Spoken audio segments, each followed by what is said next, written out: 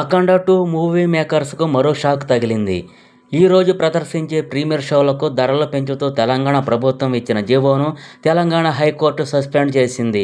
Ticket రేట్లు పెంచుకునేందుకు తెలంగాణ ప్రభుత్వం ఇచ్చిన అనుమతిని సవాల్ చేస్తూ శ్రీనివాసరెడ్డి అనే న్యాయవాది తెలంగాణ హైకోర్టులో లంచ్ మోషన్ పిటిషన్ దాఖలు చేశాడు.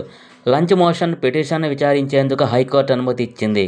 టికెట్ ధరలతో పాటు ప్రత్యేక షోల నిర్వహణపై కూడా తెలంగాణ హైకోర్టు విచారణ జరిపింది. ఈ సందర్భంగా ఈ తీర్పు ఇచ్చింది. సినీ నిర్మాణ సంస్థ ఫిల్మ్ డెవలప్మెంట్ కార్పొరేషన్కు హైకోర్టు నోటీసులు జారీ చేసింది.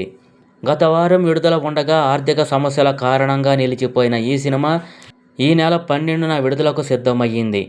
విడుదల ముందు రోజు డిసెంబర్ 11న రాత్రి 8 గంటల షోకు పర్మిషన్ ఇచ్చింది. టికెట్ల రేటు రూ. 600.